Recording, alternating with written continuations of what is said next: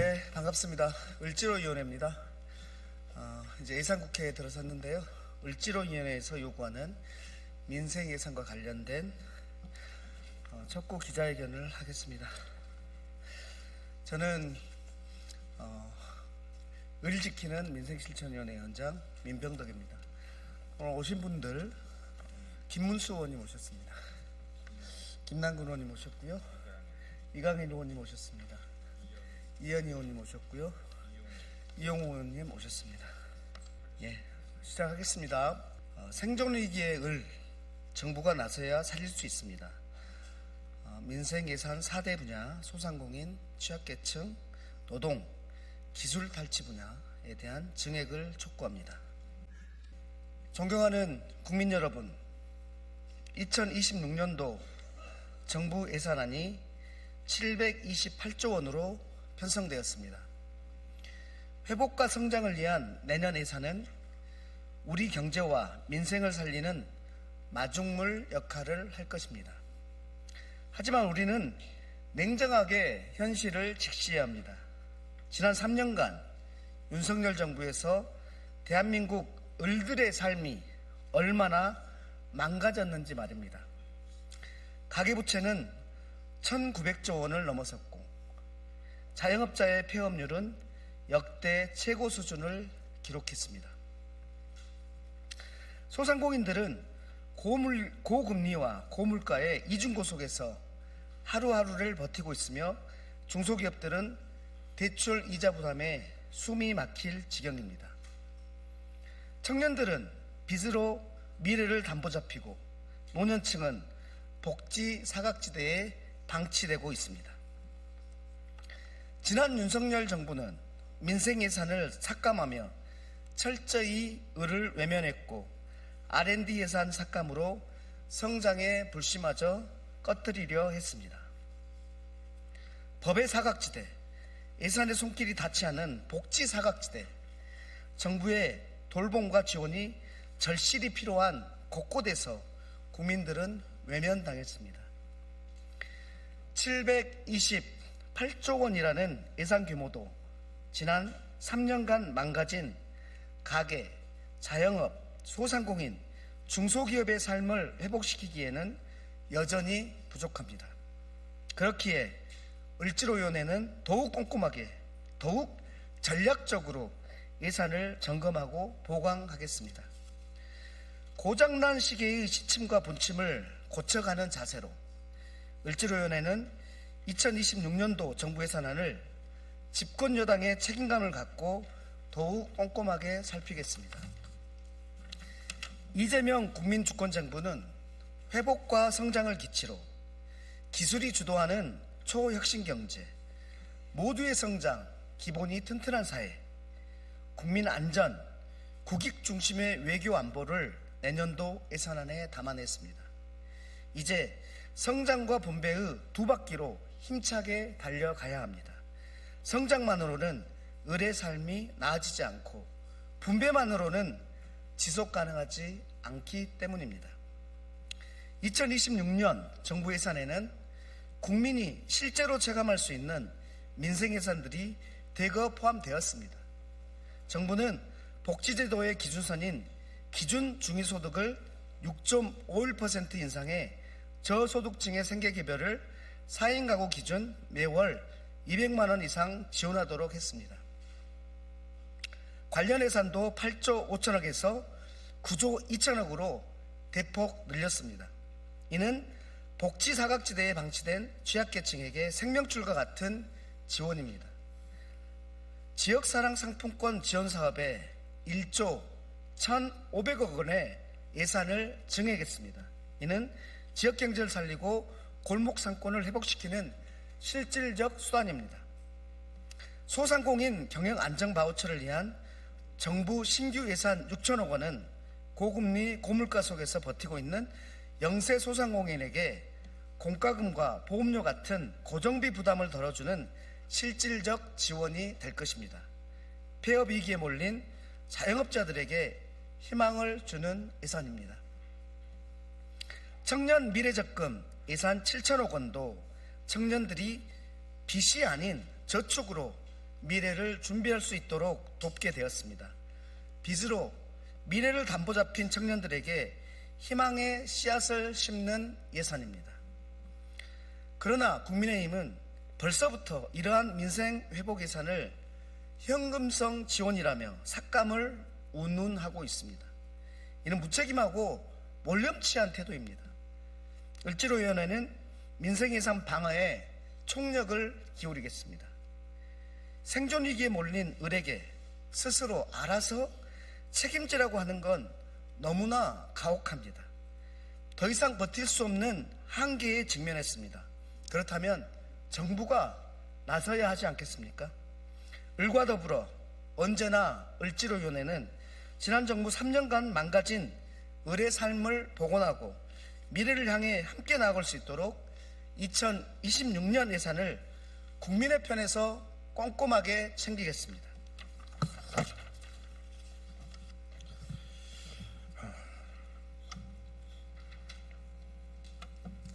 첫째, 버티고 버티는 소상공인을 위한 예산은 더 늘려야 합니다.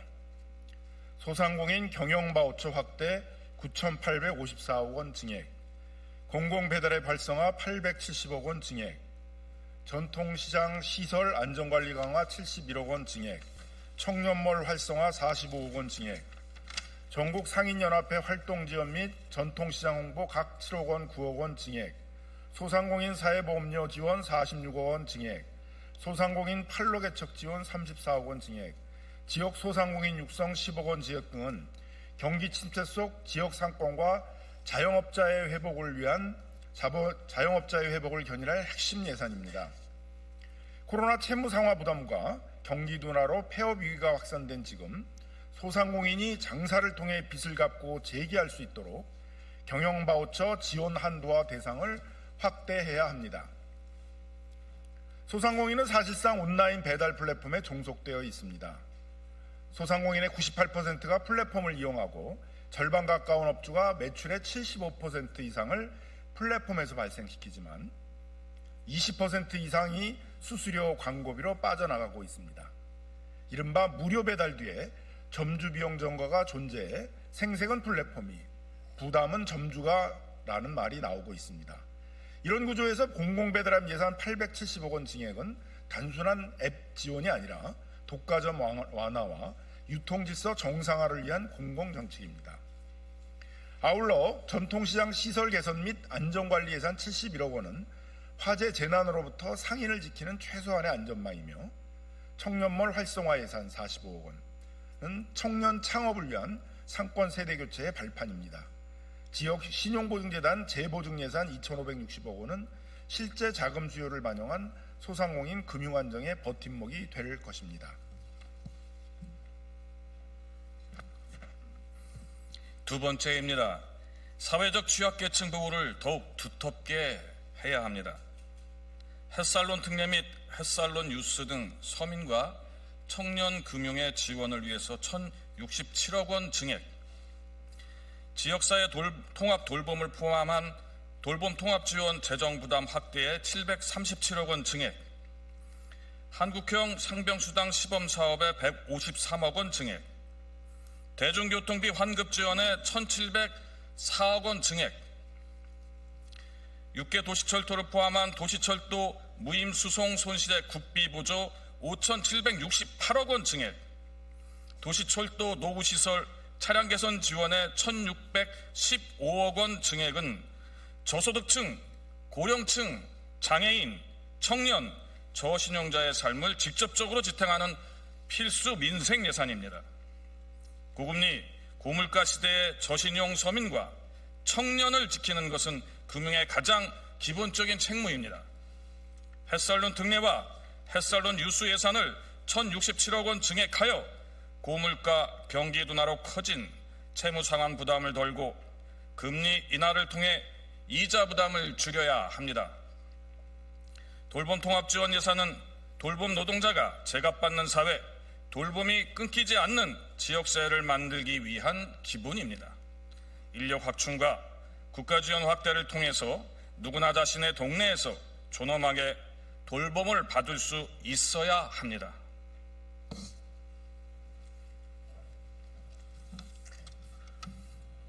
이현희 의원입니다. 한국형 상병수당은 아프면 쉴 수 있는 최소한의 권리를 보장하는 제도입니다.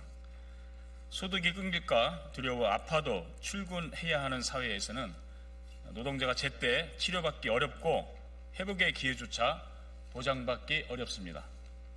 상병수당 예산을 늘려 더 많은 취약 노동자가 치료와 생계를 동시에 지킬 수 있도록 해야 합니다.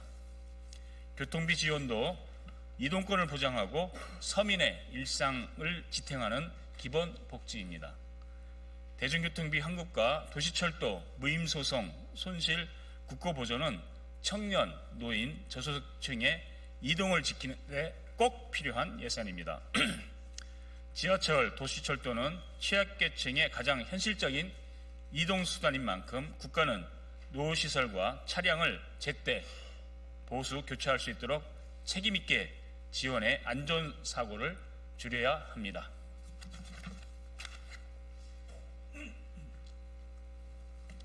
네, 인천 서구 이용호 의원입니다. 셋째, 체불임금과 산재, 학교급식, 비정규직 처우 개선을 위한 예산을 확대해야 합니다. 지난해 우리나라 임금 체불액은 역대 최대 규모인 2조 원을 넘었고 피해자도 28만 명에 달합니다. 임금 체불은 노동자들 입장에서는 임금 절도와 다름없습니다. 정부는 사업주를 대신해 체불임금을 지급하는 대지급 관련 예산을 2천억 원 증액 편성했습니다. 현행 3개월의 보상 범위를 6개월로 확대하기 위한 증액 예산으로 을지로위원회는 이번 예산국회에서 보상 범위 추가 확대 및 지급 한도 상향을 적극 협의하겠습니다. 정부는 내년도 산재 예방 관련 1조 5천억 원을 편성했습니다. 민간, 산업안전 전문가, 지자체 등으로 구성한 안전한 일터 지킴이 사업 등 새로운 사업들이 현장의 산재 예방을 위해 실효성 있는 정책이 될 수 있도록 정부 예산안을 꼼꼼하게 살피겠습니다.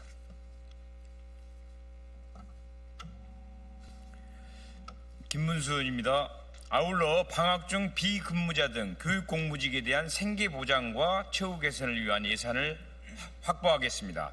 전국 17개 시도 교육청이 국정감사에 제출한 자료를 종합한 결과 교육공무직은 총 15만 7천여 명, 이 중 절반이 넘는 7만 9천여 명이 방학 중 비근무자인 것으로 확인됐습니다. 방학 중 비근무자는 학교급식, 통학차량 지원, 특수교육 실무 등 학교의 일상 운영과 아이들의 생활복지를 실질적으로 떠받치고 있습니다. 그러나 방학이 되면 임금이 최대 77%까지 감소해 소득이 급감하고 생계는 불안정해집니다.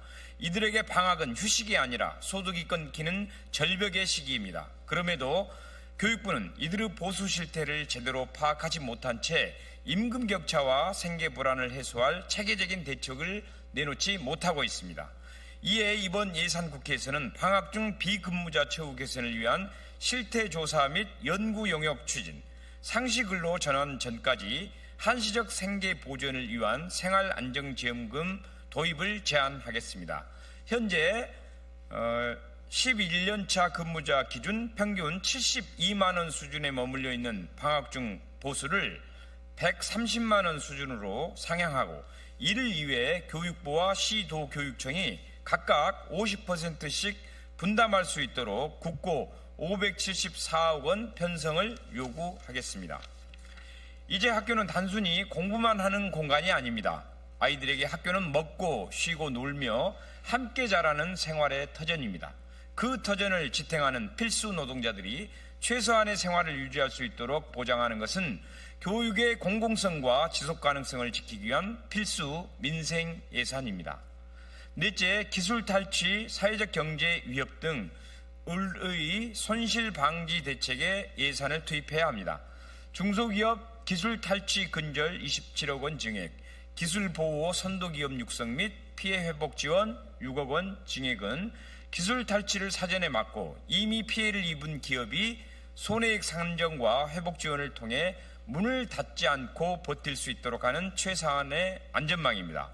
기술보호 선도기업 육성 및 피해 회복 지원 예산으로 기술보호 바우처와 손해액 산정 지원을 확대해 피해 기업이 처음부터 제대로 대응할 수 있게 돕는 것이 중요합니다. 기술을 빼앗겼다고 해서 회사를 포기하는 일, 소송을 할 엄두조차 못 내고 속으로만 끌어야 하는 일이 없도록 해야 합니다. 이 예산이 혁신 중소기업을 끝까지 지켜주는 든든한 버팀목이 되어야 합니다. 을지로위원회는 을들의 일상을 회복하기 위한 민생예산 확보에 총력을 기울이겠습니다. 절박한 민생 현장의 목소리가 내년도 예산에 충분히 반영될 수 있도록 정부와 적극 협의해 나가겠습니다. 감사합니다. 2025년 11월 10일 더불어민주당 을 지키는 민생실천위원회 일동 이상입니다.